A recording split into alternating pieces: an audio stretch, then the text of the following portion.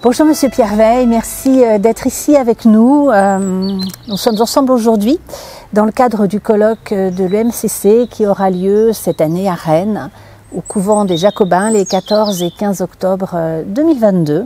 Votre parcours au service du collectif nous a interpellés et illustre pour partie le titre de notre colloque qui, cette année, sera « Allier la diversité de nos intelligences pour oser un nouveau modèle sociétal ». Alors, Monsieur Pierre Veil, pouvez-vous nous dire qui vous êtes, s'il vous plaît? Merci pour l'invitation. Je vous dis qui je suis, puis après on parlera de diversité des intelligences et de modèle sociétal. Donc moi je suis de formation, je suis ingénieur agronome, j'ai 68 ans, donc j'ai une bonne partie de ma carrière derrière moi, encore un tout petit peu devant. Et par rapport à cette histoire de diversité des intelligences, en fait j'ai parcouru un peu toute la chaîne alimentaire. Quand on est agronome, on peut s'occuper de beaucoup de choses, du sol, des animaux, de l'assiette, de beaucoup de choses. Et ça a été un peu le fil conducteur de ma carrière sur un plan, on va dire, technique. Ça a été de partir du sol pour aller jusqu'au sang, à la santé de l'homme. Mais sur le plan organisationnel, ça a été côtoyer tout un tas de gens différents, depuis ceux qui travaillent le sol et ceux qui font les prises de sang. C'est pas forcément les mêmes métiers, mais ça a été d'essayer d'imaginer un continuum, un fil conducteur entre tout ça. Et forcément, ça amène à mettre en œuvre tout un tas d'intelligences différentes dans les gens que je croisais, que je côtoyais. Et ça amène aussi à imaginer un modèle sociétal où toutes ces intelligences-là seraient au service d'un objectif commun. Donc du coup, j'ai eu du mal avec le titre du colloque, qui n'est pas simple, mais finalement, je suis assez content de répondre à des questions là-dessus au travers de mon expérience à moi, de ces 40 dernières années.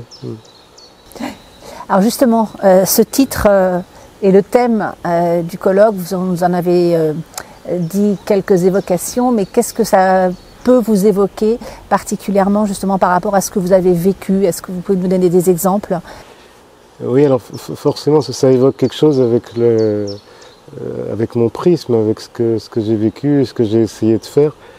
Et je pense que ce que j'ai fait de mieux, c'est de participer à ce qu'on appelle l'innovation collaborative. Je vais parler des deux mots. Innovation, parce que dans mon métier à moi, mais dans beaucoup d'autres, quand il s'agit de nourrir les gens, il y a beaucoup d'enjeux. Il y a des enjeux... on parle de santé globale, des fois on parle de santé de l'homme en lien avec son environnement, d'accès à une alimentation de qualité avec le moins d'inégalités possible, etc. Donc il y a beaucoup d'enjeux collectifs, mais pour affronter tous ces enjeux-là, il faut de l'innovation. Et moi, l'innovation que j'ai pratiquée, c'est ce qu'on appelle l'innovation collaborative.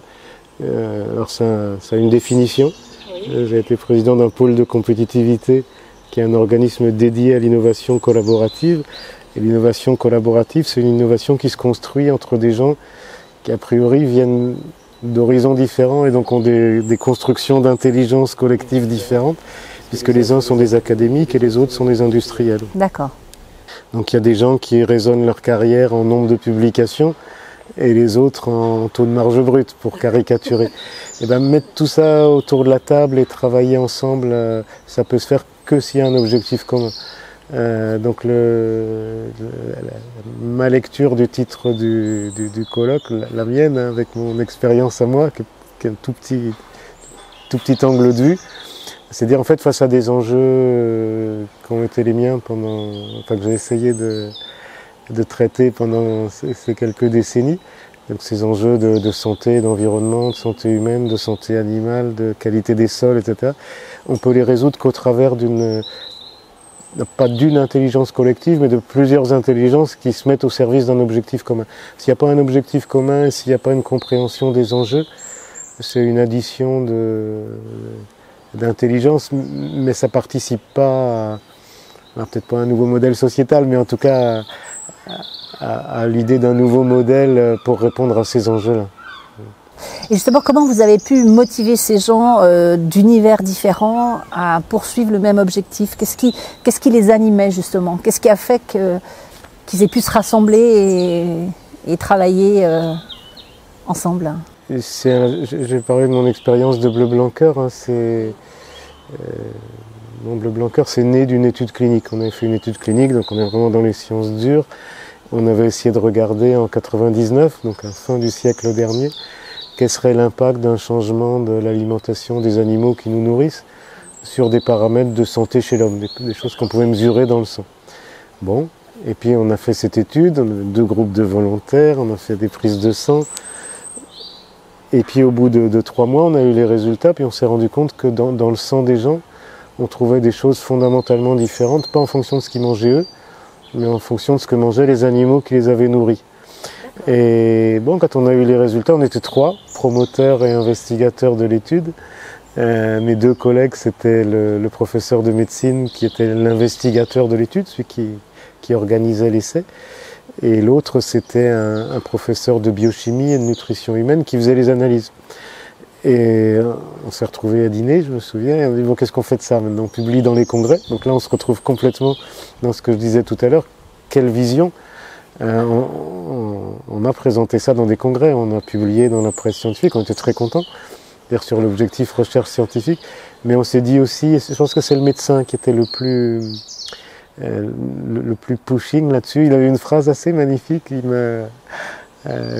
Bon, évidemment, c'est tous les deux des amis maintenant, mais à l'époque, on se connaissait peu. Et c'était un médecin de santé publique, un chef de service diabéto, nutrition à l'hôpital de Lorient. Et je le revois poser sa bière et dire, tu sais Pierre, moi je suis médecin de santé publique et ça fait quelques décennies que je vais d'échec en échec. Parce que je sais ce que doivent manger les gens.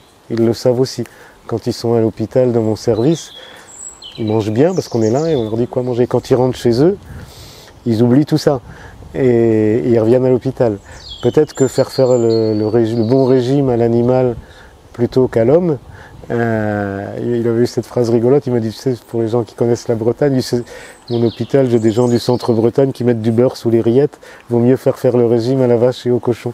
Et en fait, on tenait un dossier de santé publique, c'est-à-dire que maintenant on appelle ça de la prévention passive, c'est-à-dire que tu dis pas aux gens, voilà ce qu'il faut que vous fassiez, c'est très compliqué, sinon personne ne fumerait, tout le monde sait qu'il faut arrêter de fumer. Tout le monde sait qu'il faut manger autrement, mais on change le mode de production pour que la santé des gens en profite. Et donc c'est de cette idée-là, une idée de santé publique, un scientifique, un industriel, se mettre autour de la table, dire on peut imaginer quelque chose, on peut imaginer un modèle différent, peut-être pas un nouveau modèle sociétal, mais en tout cas un nouveau modèle de construction des chaînes alimentaires, où le paysan qui laboure son champ soit le premier acteur de santé publique, parce que c'est lui qui produit les fourrages qui vont être mangés par les gens. Mais il faut absolument impliquer tout le monde, parce que si on n'implique pas tout le monde, chacun, j'aime bien l'expression de Pierre Rabhi, la taylorisation de la pensée. J'ai vécu ça pendant des années aussi. Tout le monde fait bien son boulot dans sa case. Alors la question, comment on peut motiver tout le monde à sortir de sa case, à ne pas faire de la taylorisation de la pensée, il faut se donner un objectif commun.